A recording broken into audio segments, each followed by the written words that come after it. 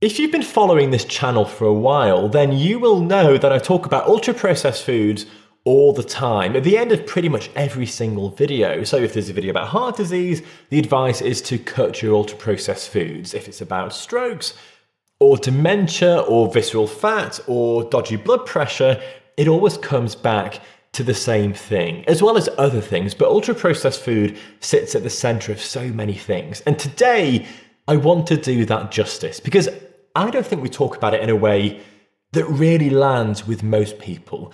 So let's do a full video about ultra-processed foods today. So when we say the words ultra-processed, people seem to nod, sort of agree with what I'm saying, and then they go home and eat the same breakfast and the same breakfast cereal and the same lunch and the same dinner.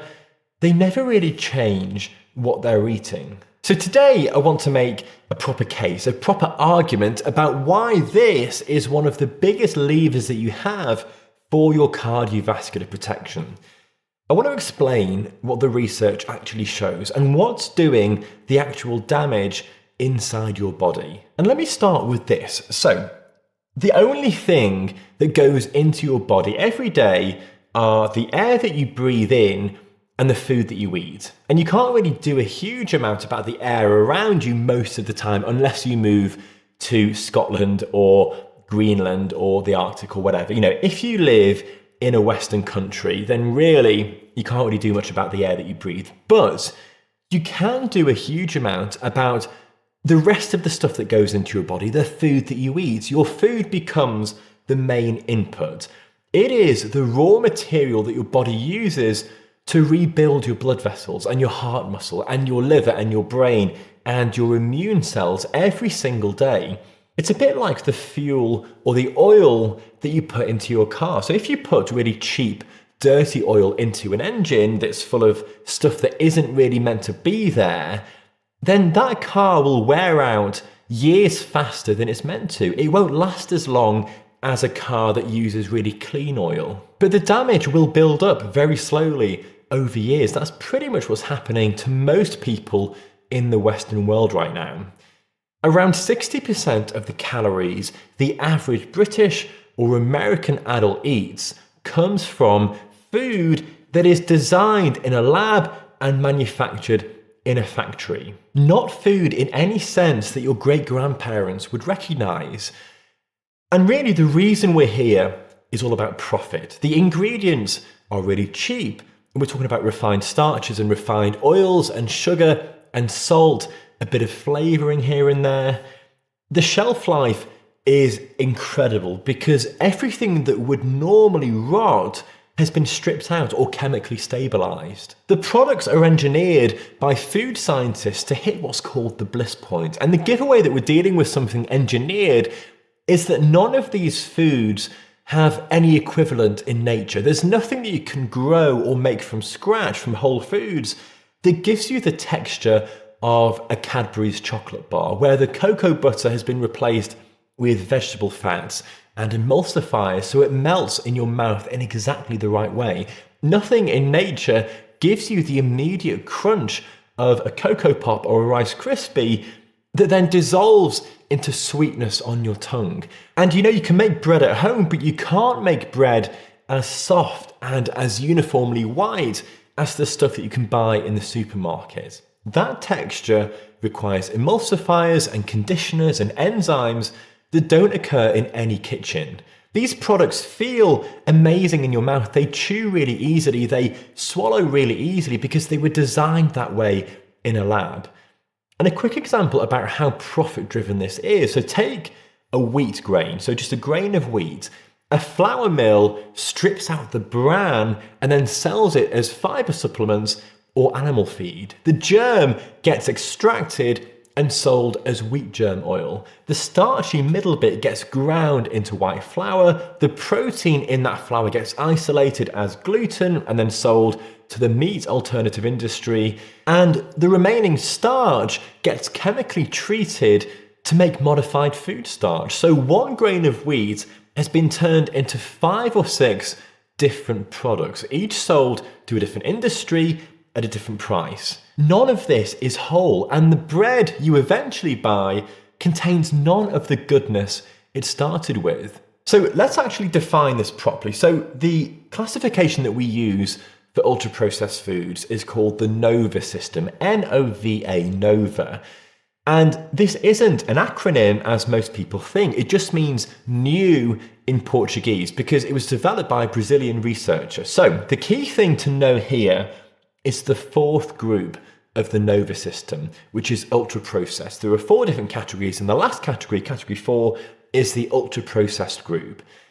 The way to spot these sorts of foods is to look at the back of the packet. Now, if you see ingredients that you wouldn't have in your kitchen, like emulsifiers or modified starches or hydrogenated oils or glucose fructose syrup or maltodextrin or polysorbates or carrageenan or sodium nitrate, all of these different things, then that food is ultra processed. If there's something that you don't recognize on the label, it is ultra processed. That includes most breakfast cereals. It includes most supermarket bread, most ready meals and crisps and biscuits and fizzy drinks and plant-based yogurts with bits of fruit in them and protein bars and flavored oat milks and mass-produced sausages and chicken nuggets and sauces in jars. All of these are ultra processed, and that is the bulk of what people are eating in the Western world. And modified starches are actually really interesting. So these are starches that have been chemically or physically altered to behave better in factory food, to thicken sauces without making it feel lumpy, to survive freezing and microwaving, to give it that smooth mouthfeel in a yogurt or a soup. The problem though is that some of these modified starches have a glycemic index that is higher than pure table sugar. The glycemic index is just how fast something raises your blood sugar, and pure glucose is the reference point at 100. So 100 is that reference point. But some of these starches come out at 95 or 100 or even higher at 120. So even though the label doesn't list these starches as sugar, they hit your bloodstream harder than a spoonful of sugar would, and your insulin response is even bigger. And the data on what this is doing to our hearts is now absolutely overwhelming. We cannot really argue with what the evidence says. Most of these big studies are what we call prospective cohort studies, which means researchers recruit large groups of healthy people, measure their diets in detail, and then follow them for years or decades to see who gets ill. And the reason they're so powerful is that we're not asking people to remember what they ate 20 years ago, you're recording it at the time, and the disease then comes later. So a meta-analysis published in 2024 pulled together 20 of these different studies with over 1 million people followed for a median of more than 12 years.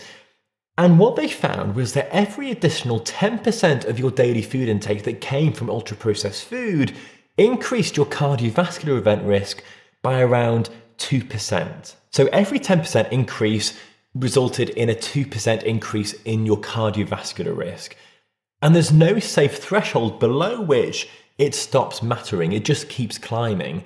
Another study from The Lancet in 2024 used 3 of the biggest cohort studies in nutrition science: the Nurses Health Study, the Nurses Health Study 2, and the Health Professionals Follow-Up Study. Over 200,000 people between these 3 different studies. Now, the highest ultra-processed food consumers had a 17% higher risk of cardiovascular disease, a 23% higher risk of coronary heart disease, and a 9% higher risk of stroke. And those are pretty conservative figures from those studies. Another recent study found that the highest consumers of ultra-processed food had a 47% higher risk of cardiovascular disease compared to the lowest. Another cohort study found that the top 20% of ultra-processed food consumers had a 67% increased risk. And then another study found a 22% jump in cardiovascular disease risk for every additional 50 grams of ultra-processed foods per day. 50 grams. That is, just a small chocolate bar or a handful of crisps or a spoonful of jarred sauce on your pasta. Now, there are loads of different studies that I've just mentioned there. These are some of the biggest studies in the world. Basically, what they're showing is that if you're eating ultra-processed foods regularly, then your increased risk of cardiovascular disease is anywhere between 20 and 50%. And I've seen what this looks like at the other end. I've worked in A&E for a decade and seen patients die hundreds and hundreds of times from heart attacks and strokes. I've had to walk into relatives' rooms and tell a family that their 6-year-old dad has died, or their 50-year-old dad has died, or that their son has died from a heart attack. And my dad had a heart attack at the age of 40. He didn't die, but he was clearly incredibly young. And so he had been developing cardiovascular disease for decades before that point. And the strange thing is, I bet a lot of you watching this right now are hearing these numbers, and somewhere in the back of your head, you're thinking, well, this doesn't really apply to me. You can't really imagine this happening to you. It just feels a bit abstract, and I get that. So just for a second, just right now, just close your eyes and picture yourself in a resus bay, in an A&E, on a trolley, with crushing chest pain or the inability to move the right side of your body, and a doctor telling you that you've just had a massive heart attack or a stroke, and we don't know whether you're going to survive the next hour or not. Just imagine this happening to you. This is literally what we're talking about here. This is what we're talking about when we say things like a 47% increase in cardiovascular risk. It is real people in real beds in a real hospital with families on the other end that are losing their loved ones earlier than they're supposed to. And what you're putting in your mouth every single day has a massive impact on that number. Whole foods, the foods that we should be eating, are cardioprotective. But why? Why are ultra-processed foods so bad for us? Well, there are 5 main mechanisms working in parallel. We've got the amount of calories, we've got the effects on your gut health and inflammation, we've got the additives themselves, we've got the quality of the fats and the carbohydrates, and also, probably the most important one, the absence of protective nutrients. And I want to go through each one of these in turn. Now, the first one is all about the amount of calories you're eating. Now, a guy called Kevin Hall, who works at the National Institute of Health, published a remarkable study on this exact topic in 2019. And he took 20 adults, he admitted them onto a ward, a metabolic ward, where every calorie in and out gets measured, and for 2 weeks gave them an ultra-processed diet. Then for the next 2 weeks gave them an unprocessed diet in randomized order. So both diets were matched for calories and macronutrients and sugar and salt and fiber. And the people in this study could eat as much or as little as they wanted. Now, on the ultra-processed diet, these people ate, on average, an extra 500 calories every single day without consciously trying to. And they gained around 1 kilo of body weight in just those 2 weeks. And then they lost it again when they went to the unprocessed diet. It was the same calories on the menu, the same macros, the same amount of protein and fiber and carbohydrates on the packaging, but something about the form of the food drove a 500 calorie overshoot, a surplus. Now, if you sustain that for years, that will drive weight gain. It will drive the accumulation of visceral fat.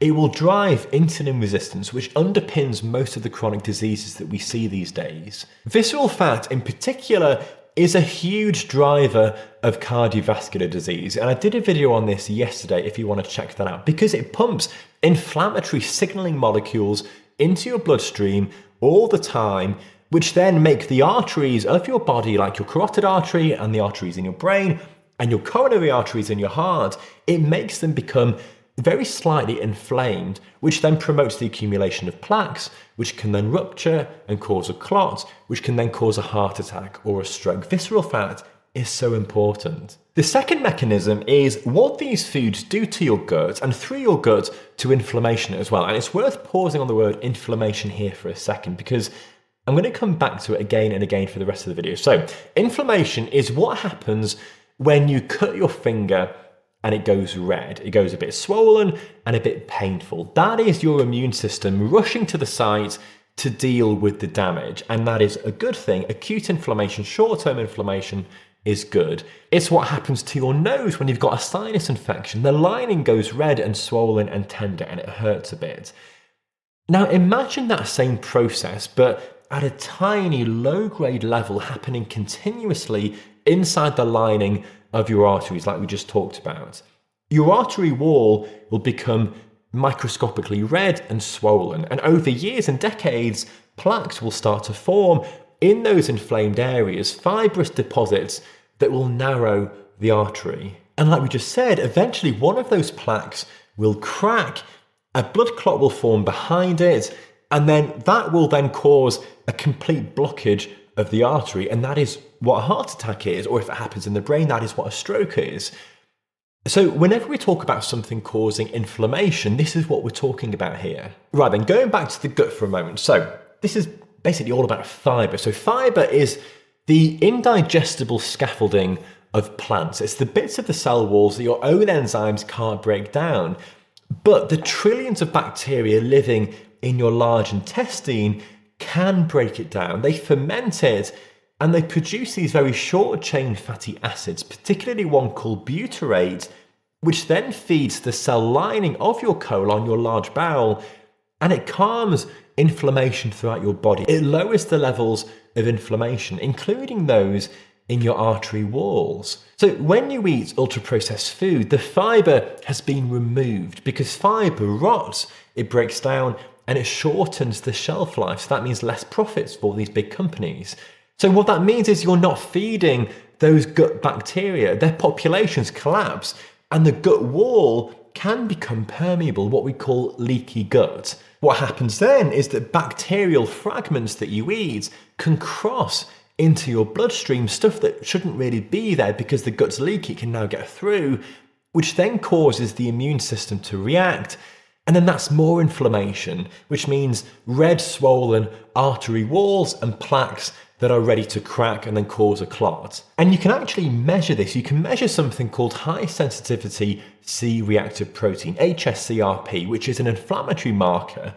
And it rises in heavy ultra-processed food consumers, and high CRP independently predicts future cardiac events. And this is a blood test that you can pay for if you go privately. The third mechanism is the additives themselves. So we're talking about things like emulsifiers like polysorbate 80 or carboxymethylcellulose and carrageenan. These are all chemicals added to food to give a very smooth, stable texture and stop these ingredients from separating. And they are in everything from ice cream to plant milks to bread. And what they appear to do is strip away the protective mucus layer that lines your gut, which lets your gut bacteria get into much closer contact with the gut wall than they should do. And that leads to the same story about immune activation and inflammation and microscopically red and swollen artery walls and plaques slowly building up and then a heart attack or a stroke. Artificial sweeteners as well can alter your gut bacteria composition and can increase your glucose intolerance despite having no calories. Another important one is these nitrites that are in processed meats like bacon and sausages and ham and salami that form compounds that damage your endothelium, the inner lining of your blood vessels, which is critical for a good healthy circulation. Now, no single additive on its own has been shown to cause heart disease directly, but if you're eating dozens of them every day in combinations that no human body has ever encountered in evolutionary history, then clearly this is a pretty serious thing. We have no idea what the effect on your body is. Now, the fourth mechanism is the quality of what's in the food. So the fats are typically refined seed oils, and we've got to be careful here. There is a lot of debate about whether seed oils themselves are bad or whether they're nothing to worry about. And the studies on the oils alone are a bit mixed, to be honest. I'm going to do a video on this particular subject in a few weeks, but the relevant question isn't whether a teaspoon of sunflower oil in your kitchen is harmful. It's about what you're actually eating when you eat them in their usual context. So to get from a sunflower seed to a clear bottle of refined oil, the seeds are crushed and then washed with hexane, which is a petroleum-derived solvent, to extract every last bit of that oil. That oil is then bleached and deodorized at high temperatures and sometimes hydrogenated, And by the time it ends up in a packet of crisps or a ready meal or a pizza or a tub of margarine, it's been heated and reheated and then often contains trans fats and then oxidized lipid breakdown products that drive inflammation in your artery walls. So setting aside the debate for a moment about whether seed oils on their own are good or bad, the whole point is that if you're eating a lot of seed oils, then you're probably eating a lot of ultra-processed food that contains everything else that's bad for you. And then in terms of the carbohydrates in these foods, these carbs are super refined to within an inch of their lives. And we're talking about finely milled flours and modified starches that hit your bloodstream like pure glucose. They cause a massive spike in your blood sugar, followed by really sharp rises in insulin. Now, insulin, as you know, is the hormone that's made in your pancreas, whose job it is to tell your cells to take glucose out of the blood and then store it to use as energy later. When this spike and crash happens meal after meal, day after day, decade after decade, your cells gradually become deaf to insulin signal, deaf with an F. This is what we call insulin resistance. Your pancreas then has to pump out more and more of it, and then you end up with chronically elevated blood sugar and chronically elevated insulin, both of which damage your blood vessels directly and accelerate the buildup of plaque. And then in terms of salt in these foods, most people are getting double the recommended sodium intake by eating ultra-processed foods. Almost all of it comes from packaged stuff. And then that drives your blood pressure up. The quality of all of the different ingredients in these foods are pretty shocking, and not many people seem to be aware of it. And then finally, the fifth mechanism, and this is the one that so many people overlook, is the absence of everything else. You only get a few opportunities to eat each day. So if you fill those slots with a sugary cereal and a meal deal sandwich from the petrol station and then a microwave curry, well then you've just spent your day's food budget on calories that gave you very little. You don't get any meaningful amount of polyphenols or flavonoids or omega-3s or vitamin K2, no magnesium, no potassium, and very little intact protein and pretty much no fibre at all. None of the thousands of bioactive compounds that real plants and real animals contain. Your great-grandmother's bowl of stew probably had 100 different beneficial compounds working together in synergy. A microwave lasagna or a pizza has a handful of macronutrients and a long list of stabilizers and emulsifiers and preservatives.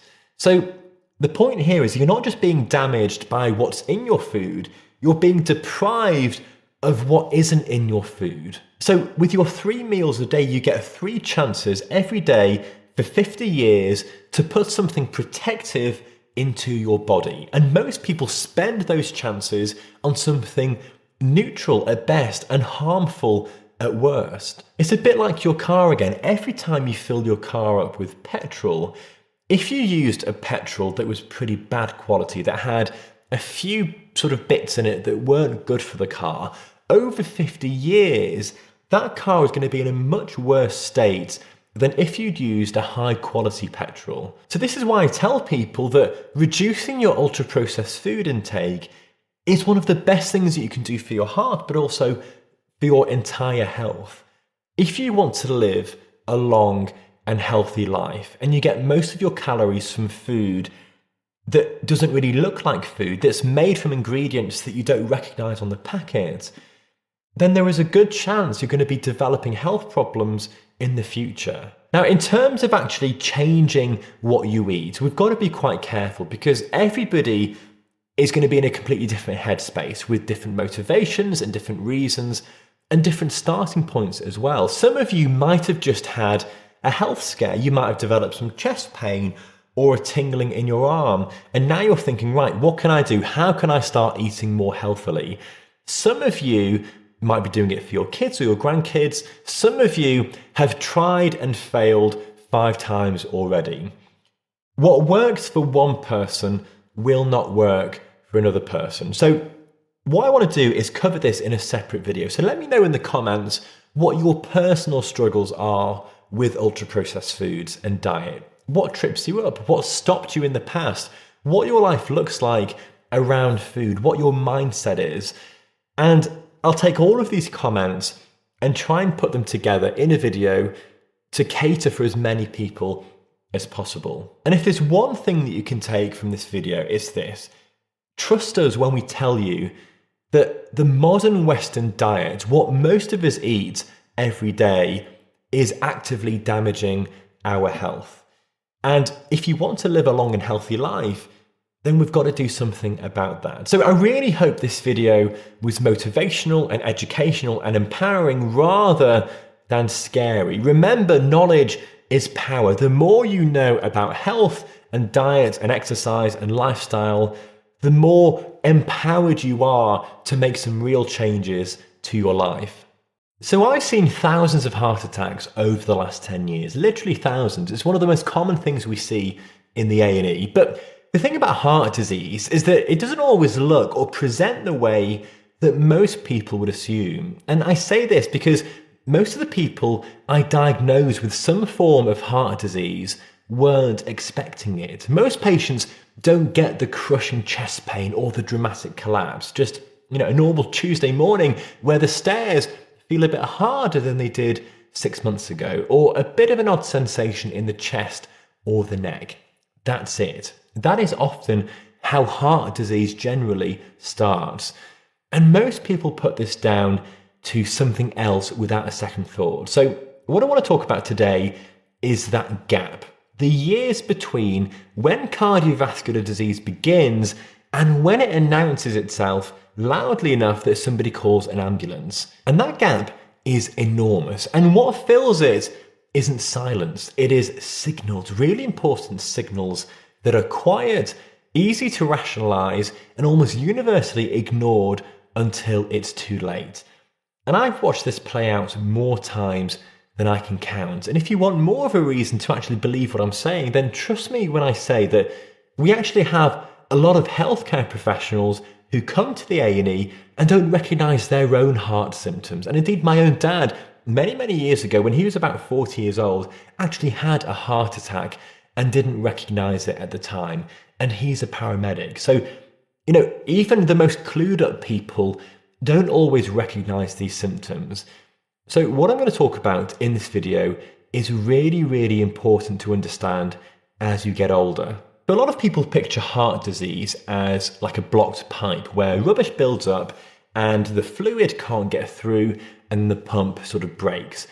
And that's not entirely wrong, but it misses the starting point by almost a decade, sometimes more than that. The real story begins at the inner lining of your blood vessels. So think of your arteries almost like a garden hose pipe. The water that flows through that is your blood, but the coating on the inside of that hose is an incredibly thin, living layer of cells called the endothelium. And this layer does something remarkable. It constantly produces a molecule called nitric oxide, which acts as almost like a built-in relaxant for your blood vessels. It keeps them soft and flexible and, importantly, open. It damps down inflammation. It tells the vessel wall to stay calm. Now, imagine that you're running that hose with really hot, sugary, slightly corrosive water for years and years. Well, that lining will get rougher, it will degrade, it will produce less nitric oxide. So the hose pipe will stiffen, and once that lining is damaged, the body's immune system starts responding to the injury. It starts sending cells to the vessel wall that eventually contribute to the fatty plaques that we associate with heart disease. And here's the thing that should make you pay attention to this. This process, the early sort of degrading of that vessel lining, can be detectable on imaging a full decade or more before anything clinically happens.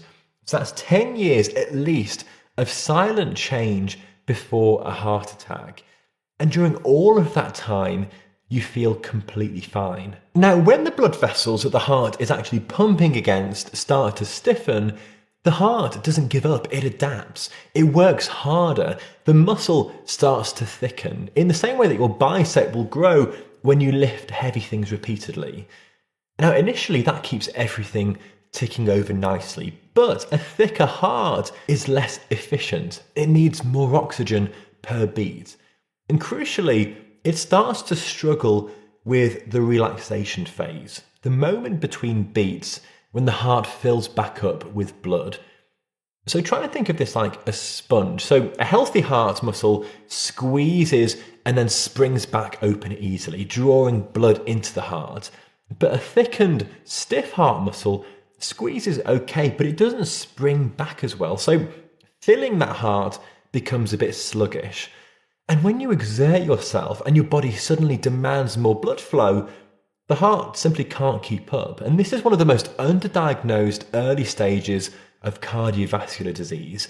And this doesn't show up on a routine ECG. It won't be caught in a standard GP check, but it shows itself in daily life, in the moments where effort suddenly feels a bit harder than it used to. And there's a second thing happening simultaneously as well. So the arteries that feed the heart muscle itself, the coronary arteries, they supply blood during the relaxation phase between those beats. So if those arteries have early narrowing from plaque, and the heart is also beating harder and faster because it's working against stiffer vessels, then the maths, sort of starts going wrong. The heart is demanding more oxygen, but getting slightly less.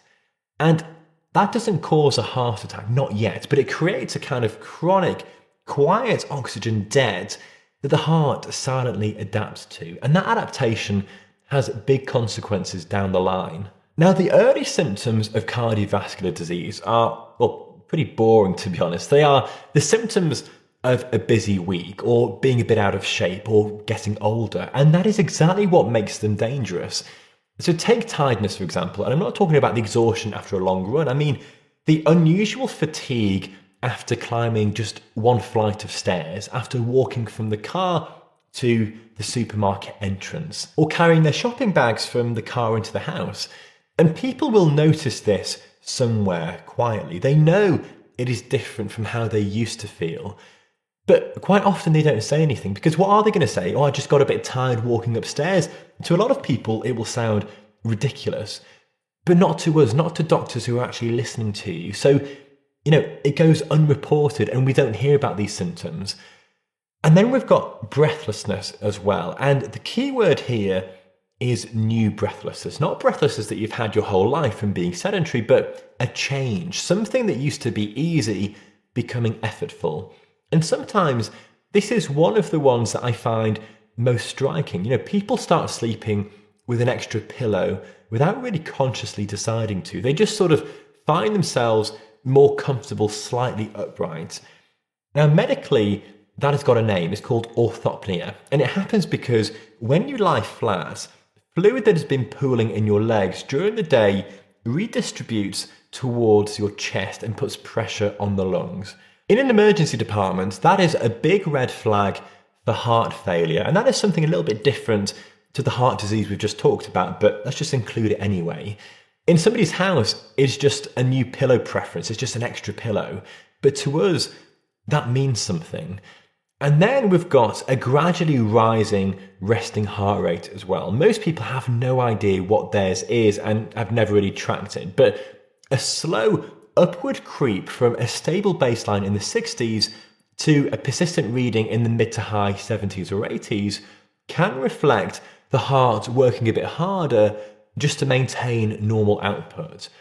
And research, interestingly, has consistently linked elevated resting heart rate to a higher risk of cardiac event, like a heart attack or cardiac arrest, independent of other risk factors. And this is something you can track really easily just by getting a cheap fitness watch. You don't need an expensive Garmin, just anything for 20 or 30 quid that measures your resting heart rate. Another symptom of heart disease is ankle swelling in the evening as well. Nothing dramatic or painful, just a slight sort of puffiness by late afternoon, which happens because the body is retaining fluid as the heart isn't circulating blood quite efficiently enough. And it gets attributed to a long day on your feet or hot weather or a new medication. And then finally, waking in the night feeling a bit uncomfortable or short of breath. So this isn't from, a nightmare or needing to use the toilet, just an unsettled quality to your sleep that wasn't there before. Now, none of these symptoms alone is a diagnosis, but when several of these symptoms are presenting together, especially in somebody over the age of 50 with high blood pressure or carrying excess weight around the middle or not sleeping well, that cluster of symptoms is telling a very important story, and we need to be thinking about heart disease here. The thing is, one of the most important conversations I have is with patients who are surprised, like I mentioned earlier. So these are people who have a normal weight. They don't have a diagnosis really. Their bloods came back fine at their last check. They consider themselves to be healthy. And yet, insulin resistance, which is the metabolic dysfunction that can precede type 2 diabetes by years or decades, can exist long before your blood sugar comes back abnormal enough to flag on a standard test. And insulin resistance, it drives a hormonal environment that is genuinely toxic for your blood vessels. Elevated circulating insulin acts directly on your vessel walls. It promotes inflammation and accelerates the kind of changes that we've been talking about in this video. This is happening in people who have no idea. It is an epidemic at the moment. It is people whose GP has told them that their blood tests are normal. Now, if you pair that with really bad sleep, and the research on this is really quite interesting, then you're compounding the problem significantly. So during deep sleep, your blood pressure naturally dips. That is what should happen normally anyway. The cardiovascular system gets a bit of a rest overnight. So if your sleep is fragmented or short or really poor quality, that natural dip doesn't happen. The heart essentially never really fully recovers overnight. Now, studies across large populations have shown that people sleeping under 6 hours have significantly higher rates of heart attack and stroke. And the relationship is consistent across different countries and ethnicities and different age groups as well. And clearly, this is a really important association. And from my experience, not many doctors seem to tell their patients this.